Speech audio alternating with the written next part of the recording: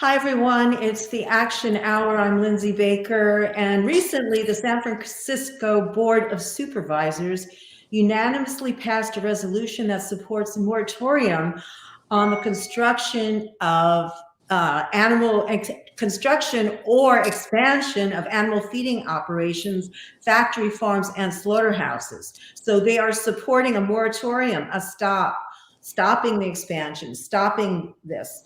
And the resolution also encourages the federal government to support the Farm System Reform Act, which was reintroduced earlier this year in the United States Senate by Senator Cory Booker, Democrat from New Jersey. And today I have with me Brandon Burr, who is the Director of Food Policy for Animal Wellness Action and the Center for Humane Economy.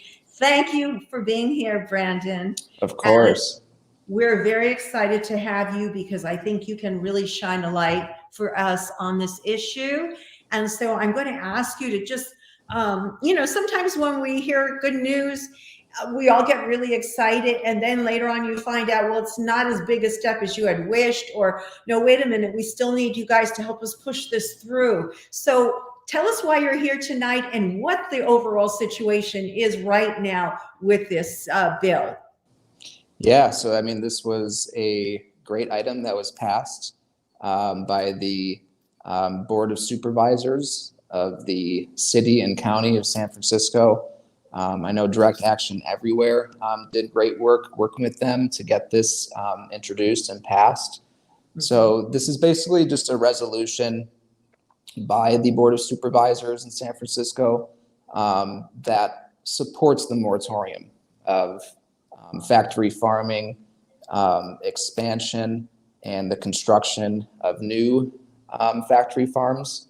So this isn't actually a law, but it's basically just a resolution saying that they support this moratorium, and they're also urging the state of California to introduce and pass a statewide bill. The resolution also asked the state to support the nationwide or federal bill, which is the Farm System Reform Act, which was introduced by Cory Booker in the Senate and Ro Khanna in the House. So the more and more support we can garner for this issue at the city or local level, as well as the state level, the more likely we are to pass the Farm System Reform Act at the federal level. So this was a great step forward. Right. And let's talk a little bit about what your organization's call to action or mission is. And I love it because it's end the reign of factory farming and seed the era of plant-based living. Because we know that it's not enough just to end the gestation craze or the inhumane practices in factory farms. We need to end factory farming. We need to switch over to a plant-based diet for a sustainable planet. And I love that your organization does so many different things in that area.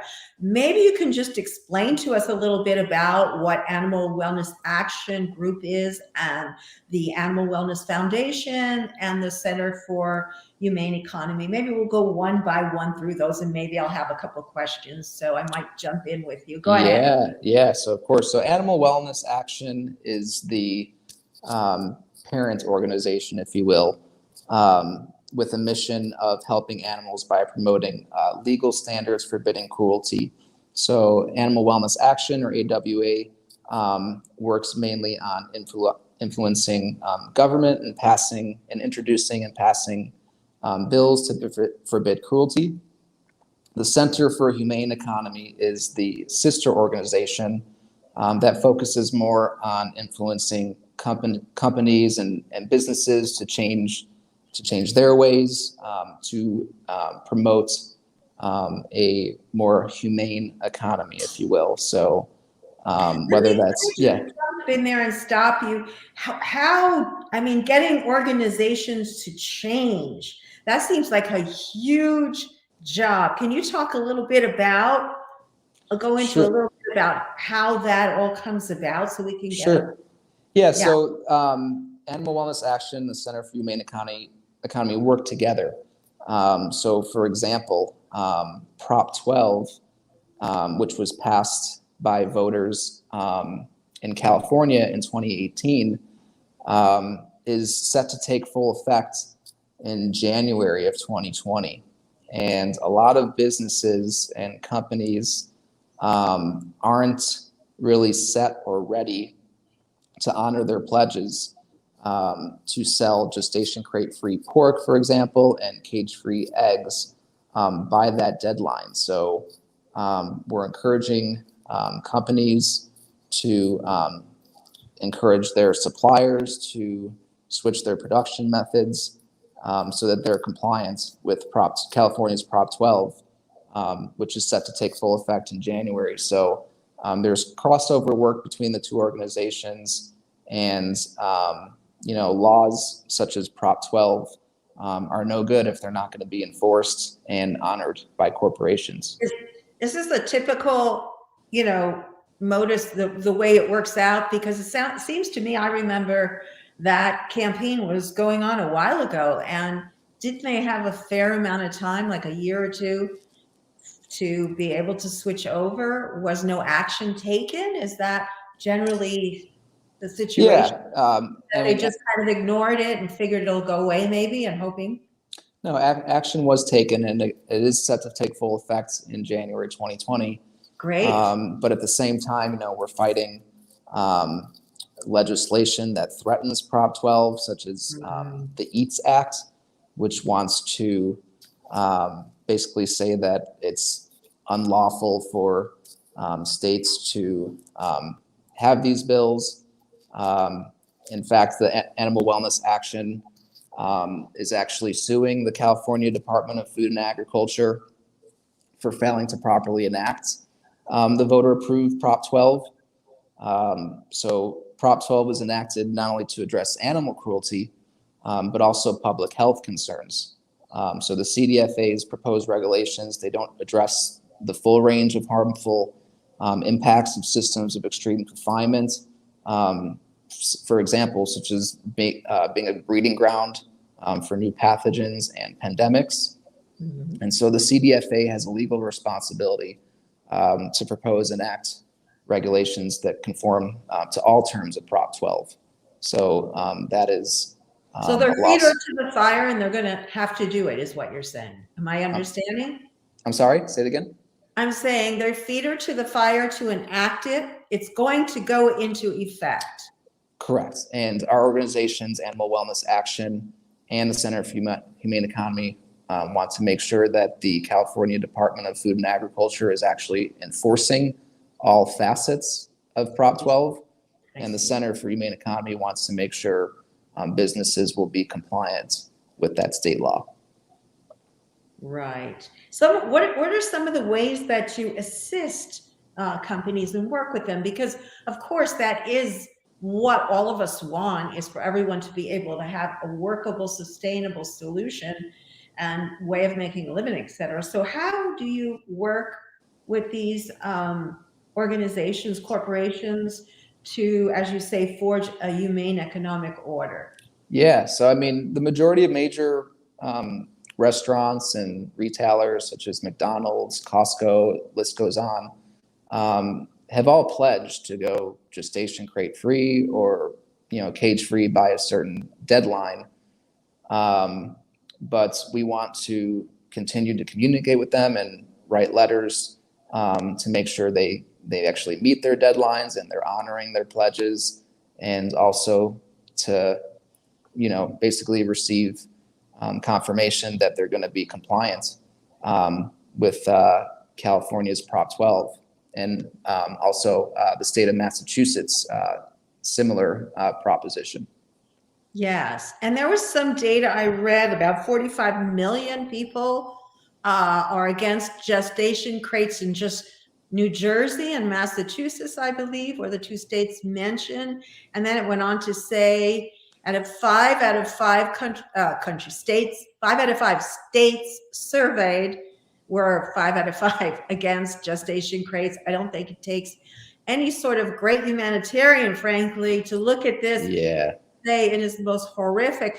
Just to give our audience a little bit of a background, we'll start seeing if we have any comments coming on.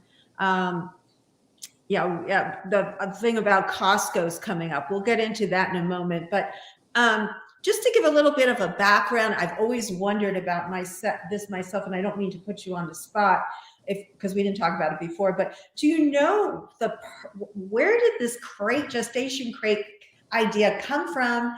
Is it obviously it's to save money or maximize profit, or by getting them fattened up quicker, they can't move around. Can you speak to that a moment of what is exactly going on with those gestation crates, at least from what you know? Yeah, so the pork industry, their claims are that breeding sows basically need to be isolated and separated to prevent fighting, and this is just absurd. We can't just continue to confine these poor animals, these sentient beings. We need to transition from gestation crates to group housing and electronic feeding systems. And one of the main pieces of legislation that Animal Wellness Action is working on is to introduce the Pigs in Gestation Stalls Act, or the PIGS Act. So we're working with legislators currently to get that introduced, which would actually ban the use of gestation crates nationwide at the federal level. So while it's great, in addition to California and Massachusetts, who have banned the sale of gestation crates, 7 other states have banned the practice.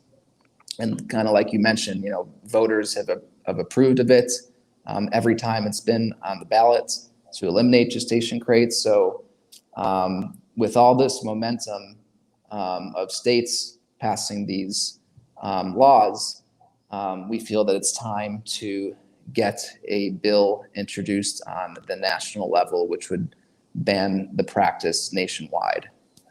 Right. And of course, working towards a plant-based economy. What do you say to the people that say, no, this isn't the approach? I know that there's kind of split within the different vegan communities and conservation communities.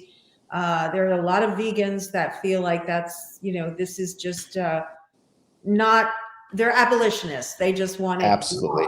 So absolutely. What is your organization? I'm sure that you guys have encountered this sort of communication. Can you tell me where you stand on that? Absolutely. No, we are abolitionists, like you mentioned, and liberationists at heart. Just like you said, while we're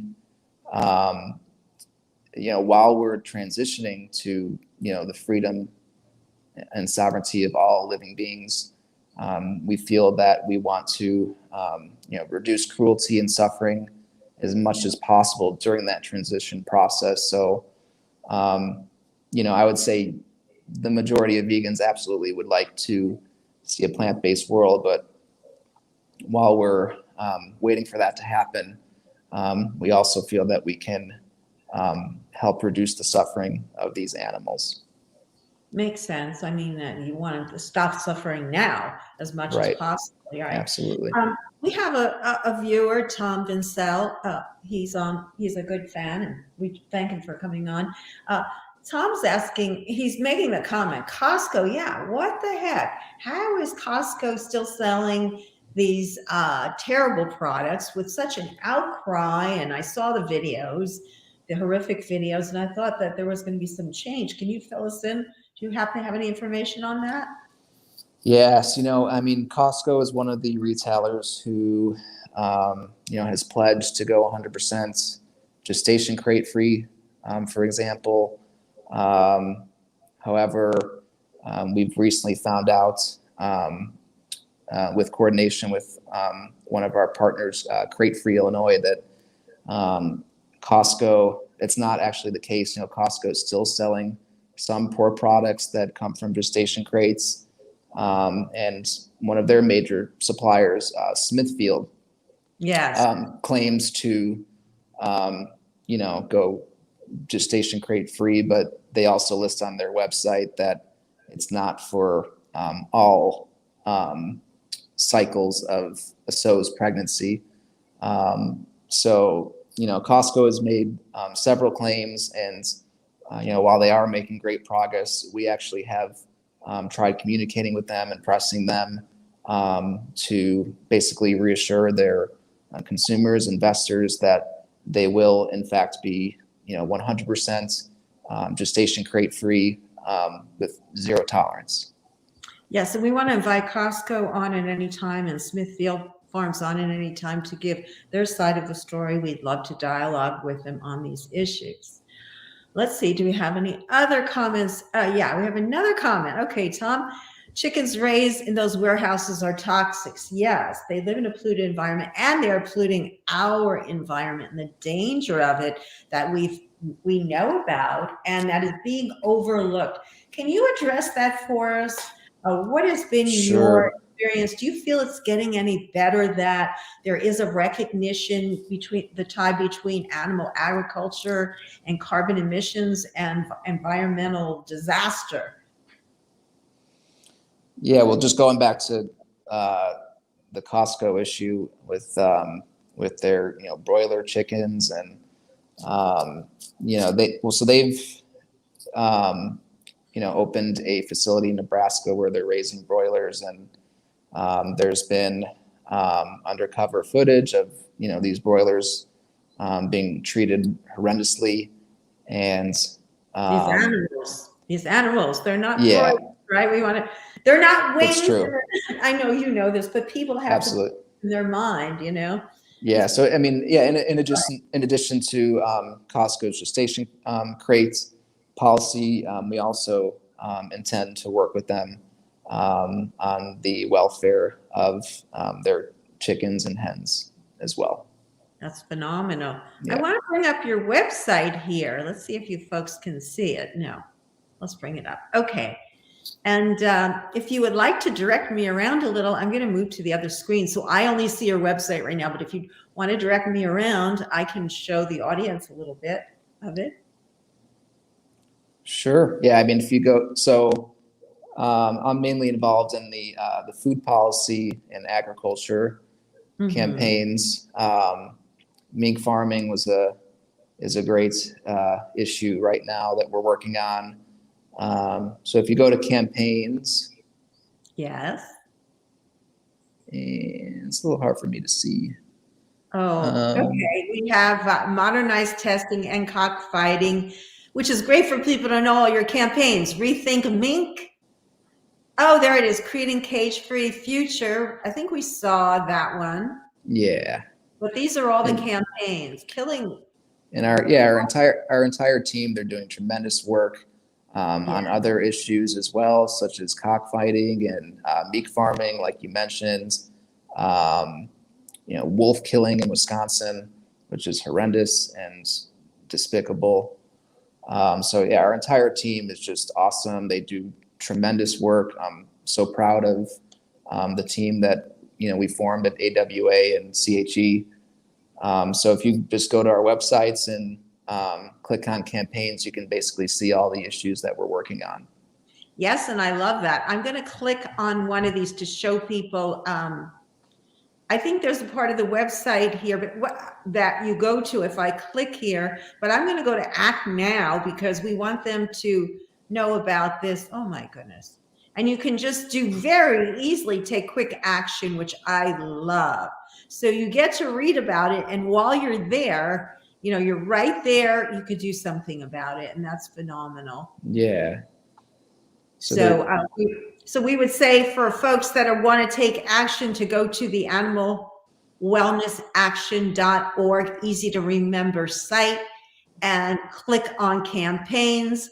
And you will see there all of their campaigns. So just go ahead and go do them all. It's a great Christmas gift. Costs nothing but probably 5 minutes of your time to do the whole thing, I would imagine, because I did one in 2 minutes or 1.5. Yeah. So each issue should have a form associated with it to contact your legislatures to support these issues. Yeah, that's phenomenal. And then we have a, let me see here. You also have a petition, correct? Correct. Yeah, on the gestation crate issue.